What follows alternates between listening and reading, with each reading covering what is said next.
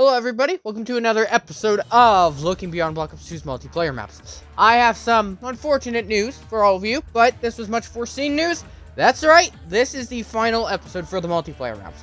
I will do the zombie maps eventually, but to be honest, I kind of need a break from BO2 altogether. Believe you me, I love the game and everything like that. I'm very passionate about it, but I don't know. I've been enjoying exploring some other games too, such as Terraria and whatnot, which I do have a video coming really soon for that. That should be on Friday. Hopefully we'll resume somewhat normal scheduling here. But, with all that jibber jabber said, let's get right into the video. So Dig is the first of our final 4 maps, but unfortunately you'll notice that in Apocalypse, they definitely cut a few corners with the out of bounds sections. So there's not going to be a lot to explore here, but I would figure that you guys would at least enjoy some stuff. So the first thing I got for you is some assets that are sitting outside the map that you can't interact with whatsoever. There was some interesting elevations here beyond the map itself, but unfortunately Collision gave out pretty soon with this weird black layering abyss below us. Kind of an interesting thing, but I figured it was worth checking out in the first place.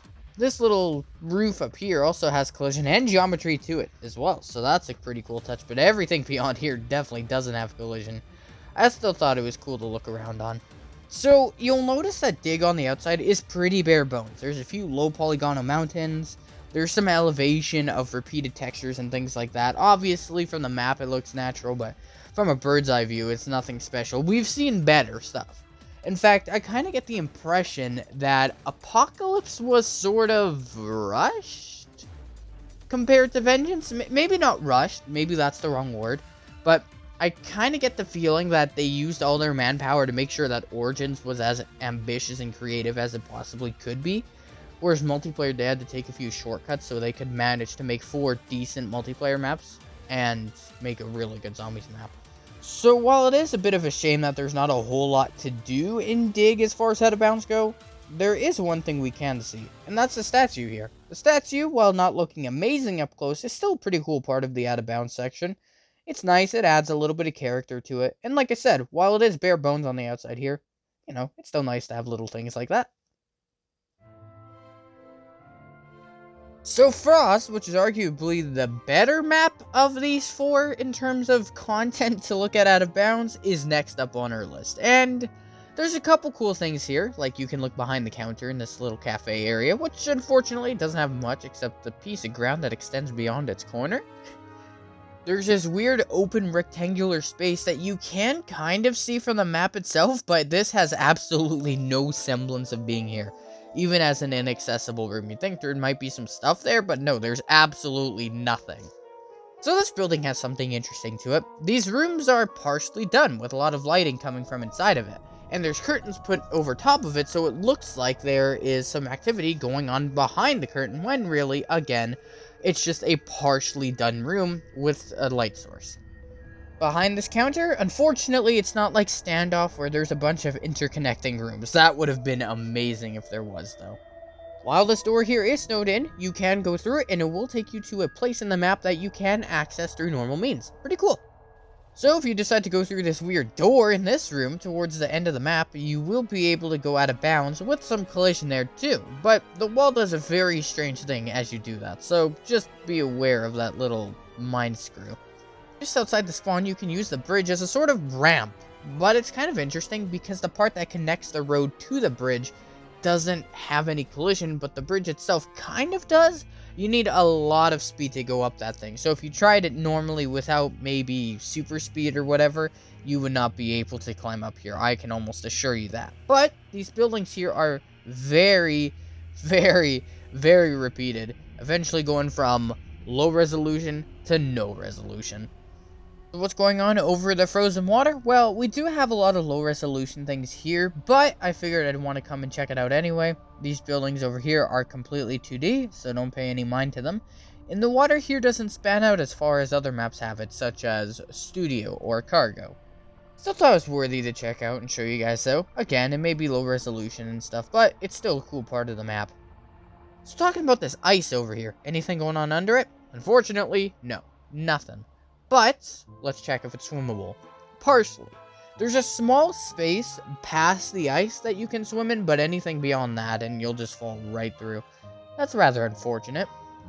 How about the other side? Can we do anything here? Well, it actually is pretty swimmable.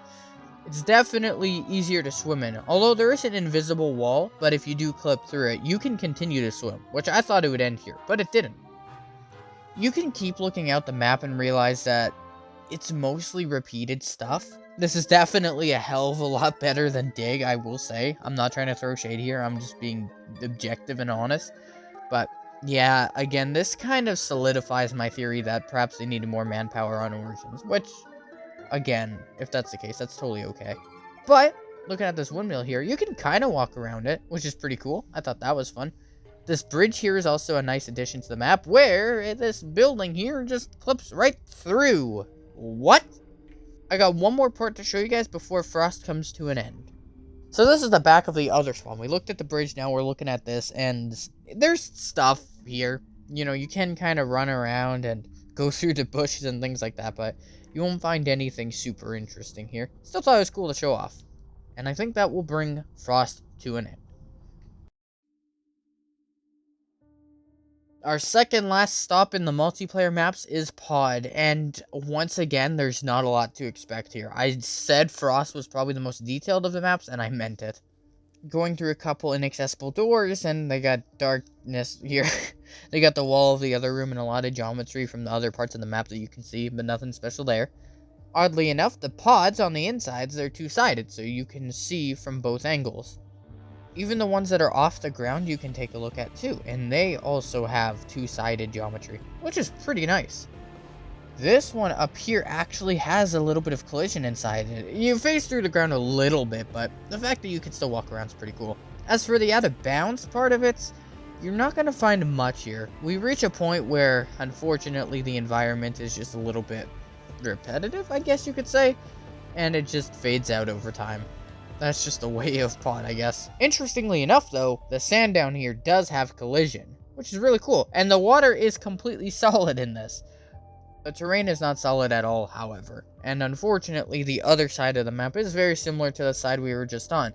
A road alongside the ocean which just disappears. But, here's an interesting thing. I found a sort of mirror box, a mirror square, that's located underneath the map.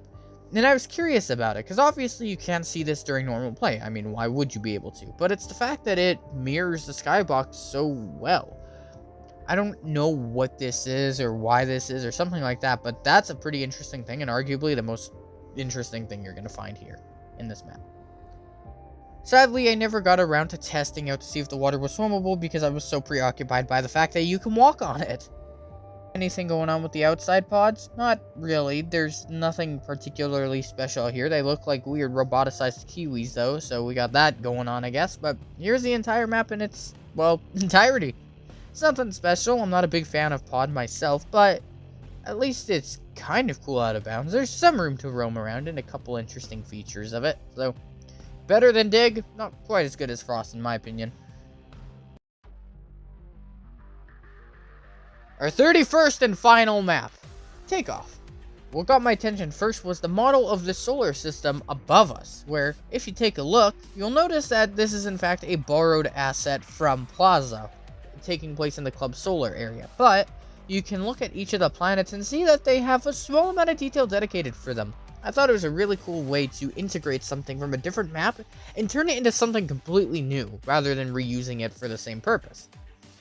So, if you look at the inaccessible doorway over here, it'll take you to this weird exoskeleton of a room, I guess you could call it.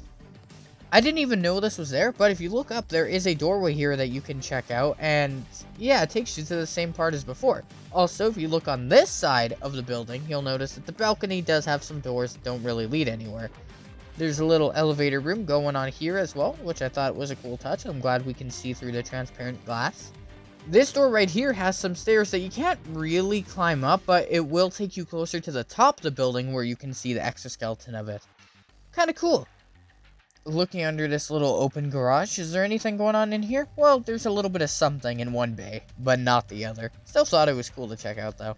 So we have two rooms here in this medical area. One room is cubic, and the other one is an extremely thin rectangular prism where you'll probably begin to suffocate a little bit. I still thought it was cool to check out, though. I'm glad that there are in fact rooms here, even if they lack complete and utter purpose. I wanted to see what was going on with the inaccessible platforms, and while they do connect to different parts of the map, there are some pieces that actually make for an interesting exploration. What's going on down here, for example, is one of them, and there's nothing in here, not really. There's these little stairs on the side that you probably never knew about. I certainly didn't, but aside from that, nothing going on in these. We can go around the entire map and take a look at some stuff here, but yeah, it's pretty much just the same thing. They just lead to places that don't really have a lot of importance. There's nothing super fascinating about most of these places, but still thought it was cool to look at. This helipad does have collision, but nothing else here does, which is unfortunate, but let's take a look at the rocket. This is the big thing about Takeoff. Is there anything going on in this vicinity of the map? Well, there are these two cylindrical buildings, which we saw earlier, which weren't anything special, but the rocket is big. The rocket's massive. Rightfully so. It's a rocket, but yeah, I just thought it was a really cool part of the map to look at and just really get a view of. Just look at that.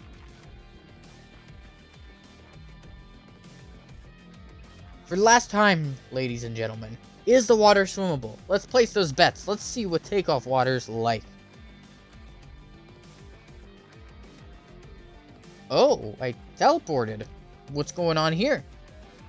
If you release no clip too close to the water, you get teleported onto an invisible barrier just under the map. But, did you see what my pistol did there? Remember what I said earlier in this series? If your pistol pulls away like that, that means you're swimming. So while we are being teleported up for a brief moment, for as long as we no clip, we are in fact in swimmable water. And that, ladies and gentlemen, is the final question to the final moment of looking beyond Black Ops 2's multiplayer maps. That marks the end of Black Ops 2's multiplayer maps being explored out of bounds. It's a bit of a bittersweet notion, isn't it? We've looked through all 31 maps and we made it to the end, which, given my track record on my YouTube channel of doing things till the very end, this is one of the first times in 7 years. That's right, my channel's now 7 years old as of June 1st. Also my birthday. I'm 20 now. But that's besides the point. My point is that in this process, we were able to learn and discover things that a lot of Black Ops 2 players aren't so fortunate to be able to do. Not every player has mods, and not every player necessarily wants to learn these things. But of the small community here that had that intention to learn about the out of bounds, we made it, ladies and gentlemen. We made it, we accomplished all 31 maps, and we've had a pretty good time along the way. We got to discover this weird mirror thing in Pod. We felt our hearts break when Getty Images did not reappear in Detour. We got to have a blast when we found out that Encore's body of water was nothing short of a shallow pool that we could swim in almost endlessly. There was thrills in Downhill where we could run up the half-pipe and actually be suspended in air from it. That one time I lost my mind in Nuketown 2025 and created an entire circle of mannequins, which was creepy as all hell. That time we were on Overflow and you could literally see the abyss of the map itself from inside it, within the playable area. That one inaccessible door in Standoff that you can go through and it actually connects with the map itself. There's a perfect layout that actually works. And probably my favorite moment out of any episode is when we get to see Getty Images, dating back to the first episode that we did this, where, while out of place, made for a funny gag that hopefully would have lasted longer than just 2 appearances. Each of those moments were some of my favorite parts of every episode. And one thing that, while I am proud of myself for, without trying to come off as too egotistical, is that I was able to use my passion for video games and use it as an opportunity to teach some people who were interested enough to be taught. And I thank you guys for sticking around for as long as you did. My only wish going forward with Call of Duty as a whole is, I definitely wish that people with mods, whether you actually modded them into the game or you're just using somebody else's menu, I just wish that people who used said mods would use them for better purposes. I don't want to sound like I'm holier than thou when I say this, but I'd like to think that getting access to these mods, I used them in a way that benefited people, without making people mad or anything like that, or ruining the presence of an online game. I'd like to think that there's good in mods if you know how to use them responsibly. I hope I was able to do that for you guys. So, with all that said and done, everybody, I want to thank you all for watching. Hope you have a wonderful day. Take care for now, and goodbye.